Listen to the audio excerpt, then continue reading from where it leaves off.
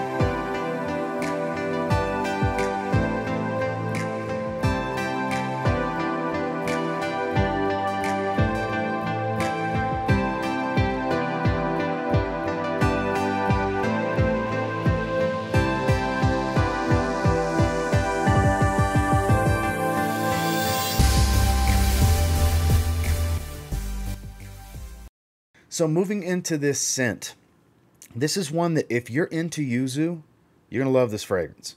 It's a Yuzu bomb at the top. Yes, there's a hit of juicy pear. It's got a little bit of some herbal, fresh green tea notes to it. I believe it's a green tea extract, and I forgot the other tea. There's two different types of tea notes here in the heart. Obviously, I'll have had the note card on screen for you guys. But in the opening, you're going to get this just juicy fruit blast. I have a recent spray here.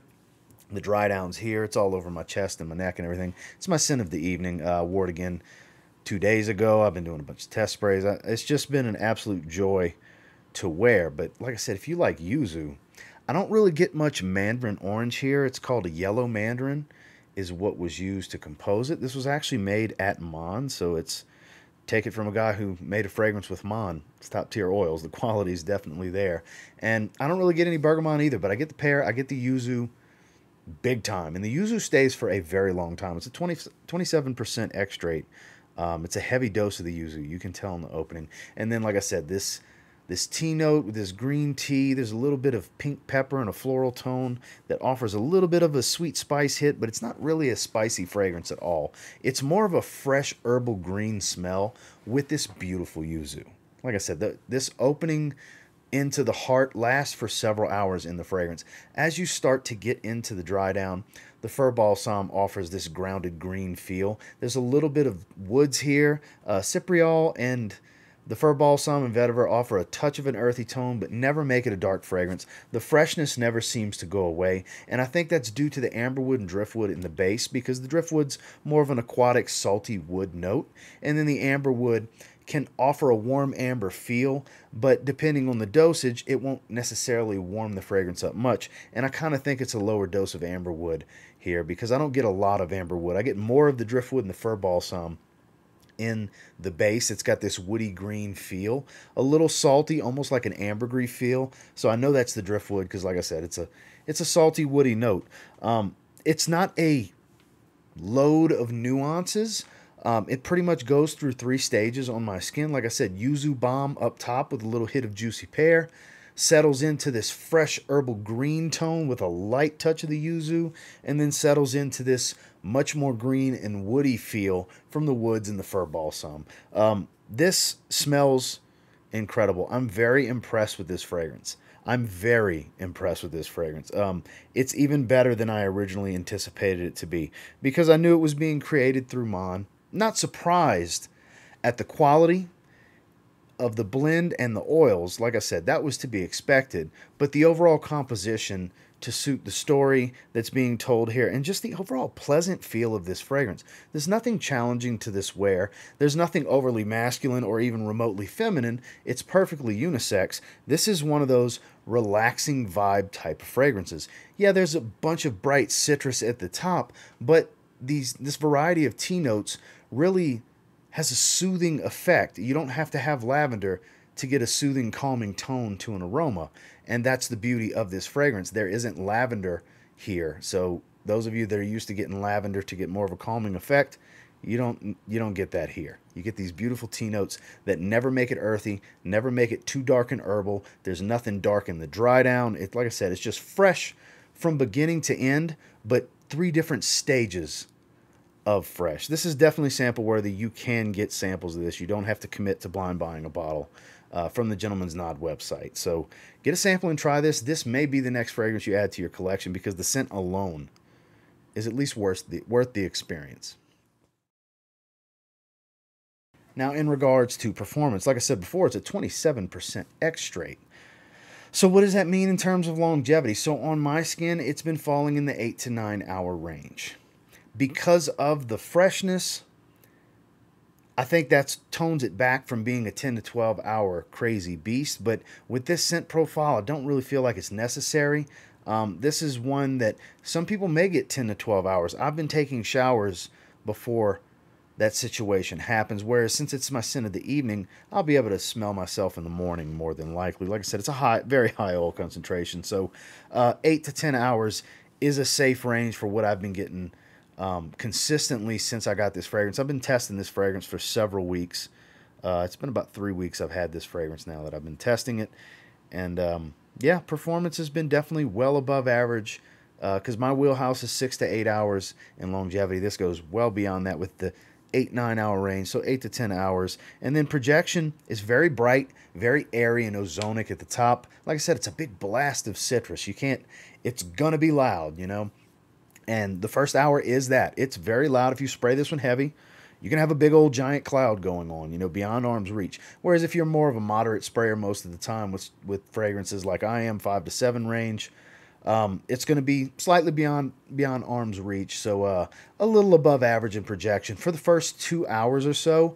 And then the projection doesn't really start to calm down too heavy till about the 2.5 hour mark. And then what you are left with is more of a moderate to mild sillage, where it's not a really strong sillage, but it's not a weak sillage either. It's almost moderate because it lingers. It's that density to this oil concentration really helps it to kind of counterbalance the level of freshness that this fragrance has, so you don't lose any of that scent strength, any of that oomph and that power that most people are looking for with it being too airy and too fresh, to where it would lose that luster to the strength sooner than most people would like. That's not the case here. Like I said, sillage is moderate to mild, above average early on to average arm's reach type of stuff in the projection category for about 2 hours, and then 8 to 10 hours of longevity. I mean, for me, nothing to complain here in performance. My final thoughts on Gentleman's Nod Musashi. This very much impressed me. I think this is a great fragrance. I anticipated it being a very good fragrance. Before I ever smelled it, I anticipated it would, at minimum, because I knew all the parties involved, I knew it would be at minimum, like I said before. Very good. So I assumed it would fall into 7 and 7.5. It's better than that. It's better than that. This is an 8 out of 10 fragrance.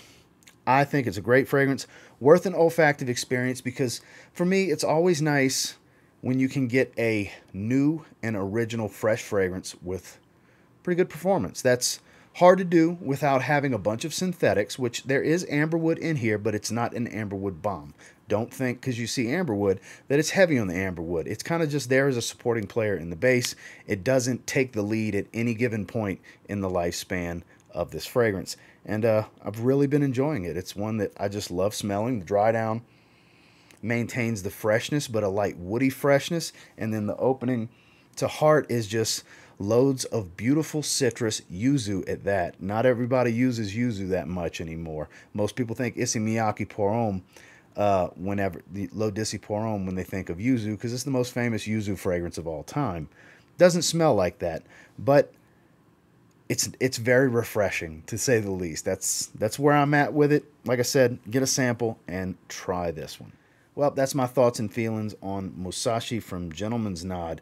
Once again, this, I forgot to mention in the beginning of the video, this was sent out to me for review. Like I said, I know all the parties involved. I mean, Gentleman's Nod did the Business Over Pleasure shave set for me. So, you know, it is my honest-to-God opinion. That's why I'm recommending sampling it. I do really enjoy it. I have been spending a good bit of time with it. You can actually see the juice level starting to drop a little bit. I've worn it full wearings like 4 times now. This is my 4th wearing, and I've done 5 or 6 test sprays. So I was definitely ready to give my thoughts and opinions on this one. Really good stuff. Until next time, make sure to like, comment, subscribe, and get your hands on this one. You give it a spray now. I'm confident you'll thank me later because, like I said before, it's refreshing for me personally to get a well-performing, natural citrus smelling fragrance that doesn't smell like a bunch of other fragrances already have. So have a good one, guys.